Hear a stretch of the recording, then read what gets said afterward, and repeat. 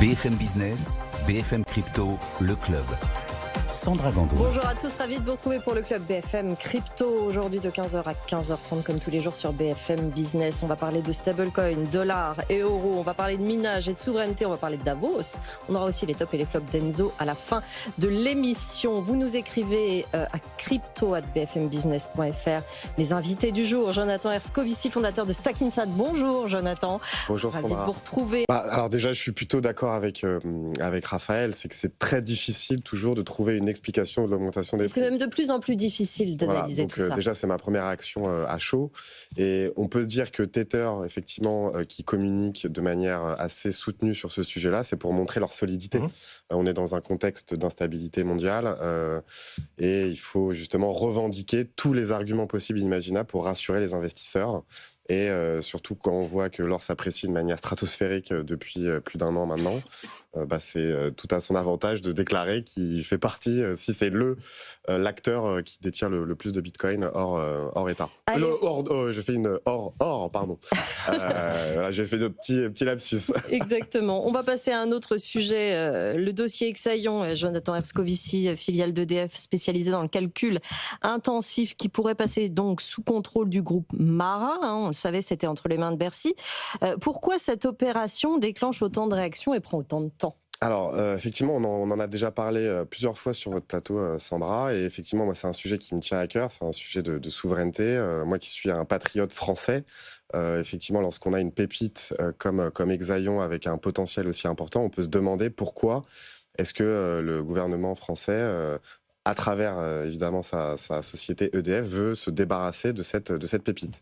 Donc on a eu donc cette information à l'automne dernier.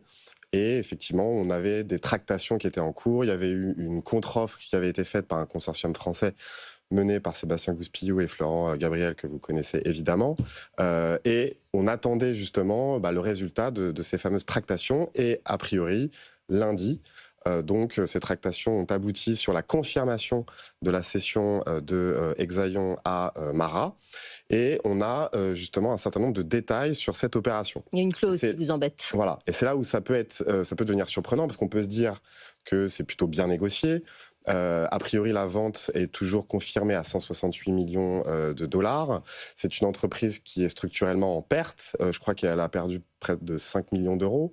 Donc on peut se dire sur le papier que c'est une opération super intéressante, d'autant que apparemment la négociation a abouti sur la préservation des emplois, sur un droit de regard assez important sur toutes les décisions. Mais comme vous disiez à l'instant, Sandra, le plus important et le plus étonnant dans ces tractations, c'est cette fameuse clause de non-concurrence où, a priori, pendant 2 ans, EDF n'aurait aucun droit d'aller sur des activités, donc sur l'activité du calcul haute performance, donc qui comprend des activités évidemment à fort potentiel, que sont donc l'intelligence artificielle et évidemment ce qui nous intéresse, le minage de Bitcoin. Et c'est vrai qu'on peut se demander pourquoi. Est-ce que dans la négociation, cette clause a été préservée et justement pas renégociée ? Et Raphaël, je vais vous donner la parole dans un instant, mais c'est vrai que le dossier, Jonathan, est devenu très politique en fait. Le dossier est devenu très très politique et d'ailleurs on peut presque se féliciter que Bitcoin a été celui qui a permis à toute la classe politique, j'ai envie de dire, de s'accorder un petit peu sur cette affaire où de Jean-Luc Mélenchon, donc du LFI, avec Manuel Bompard, en passant évidemment par Sarah Knafo, par David Lisnard, par Marine Le Pen. Tout le monde est monté au créneau là, depuis quelques jours pour dénoncer cette opération qui n'est pas encore validée définitivement, si je comprends bien, parce que le Premier ministre doit quand même valider définitivement l'opération, parce que le papier qu'on a reçu, c'était celui de la DGT. Et là, il doit y avoir une validation formelle du Premier ministre sur cette opération. Mais en tout cas, effectivement, toute la classe politique récupère cette affaire. Alors après, on peut se dire, est-ce que c'est justement une récupération politique ? Est-ce qu'il y a de vraies intentions par rapport au sauvetage de cette société ? On peut se poser la question. Oui, c'est vrai qu'on parle ici d'énergie, on parle de calcul numérique, de minage, c'est beaucoup de sujets très importants. Certains disent que Exaion est trop petit pour être stratégique. Est-ce que c'est vrai ? C'est ce que je disais en introduction, c'est vrai que quand on regarde comptablement les résultats de la société, on est quand même sur une société qui est en vraie difficulté financière. et ça sous-entendait que l'État, à travers EDF, devait remettre au pot. Mais on peut se poser la question sur des activités aussi stratégiques, sachant qu'effectivement, aujourd'hui, quand on regarde l'entreprise, c'est plutôt une entreprise de très petite taille, qui ne génère pas de rentabilité. Mais compte tenu des enjeux stratégiques du secteur de l'énergie, secteur de la souveraineté, on parle beaucoup d'IA en ce moment, de calcul de performance, et on se dit que la société française spécialisée sur ce domaine-là, qui part à l'étranger, on peut se demander pourquoi. Ouais, alors après, on est effectivement dans un budget où il faut trouver l'équilibre et l'argent, voilà. Mais on est court-termiste. Et voilà, donc c'est quand même assez surprenant. On ne voit pas assez à long terme, effectivement, mais on voit le problème de budget. Enfin, une petite illustration du minage, à quoi ça sert. Là, il y en a une aux États-Unis, Jonathan. C'est un petit clin d'œil, parce que de toute façon, on l'a répété à plusieurs reprises sur ce plateau, et je ne suis qu'un des porte-parole de l'intérêt du Bitcoin pour l'économie, pour l'industrie et pour l'écologie. Et le minage, effectivement, permet justement de stabiliser ce qu'on appelle la grille énergétique. Et c'est exactement ce qui s'est passé aux États-Unis là, ces derniers jours, où, je ne sais pas si vous avez suivi, mais il y a eu une tempête hivernale qui s'appelle Fernand, qui justement a ravagé tous les États-Unis, et notamment le Texas.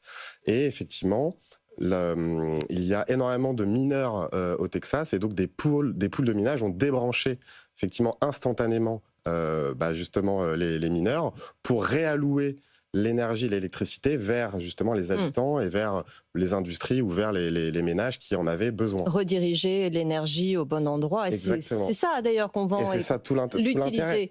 C'est tout l'intérêt. C'est justement lorsqu'il y a des surplus, parce qu'il y a énormément de surplus au Texas, ces surplus justement en général sont utilisés par les mineurs de Bitcoin pour du coup rentabiliser ces surplus.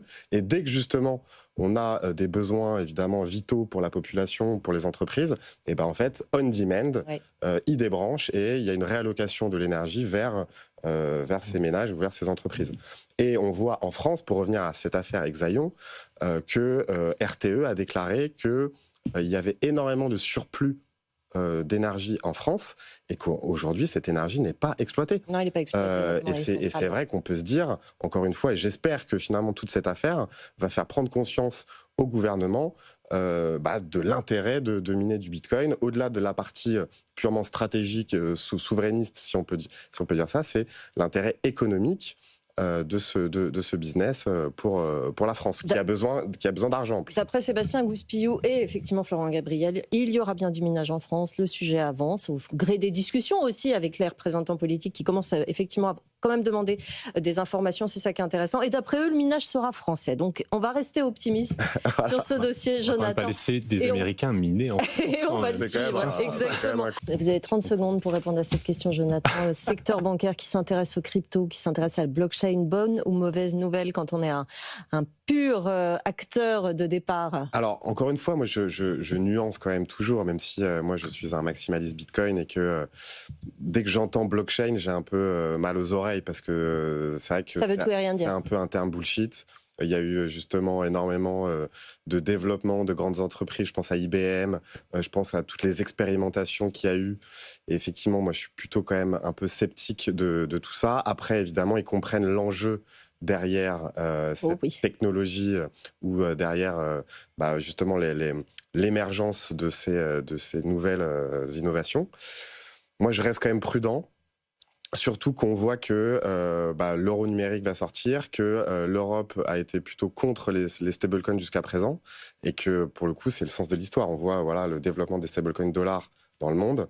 Il serait temps que l'Europe se réveille et fasse son Genius Act à l'européenne. On analyse tout ça tous les jours entre 15h et 15h30 dans le Club BFM Crypto. Merci messieurs d'être venus sur ce plateau. Jonathan Erskovici, fondateur de Stackinsat, Raphaël Bloch, cofondateur de The Big Whale, Enzo Allo, CEO de Crypto Patrimoine. Je vous laisse entre les mains de BFM Bourse. Passez une bonne journée.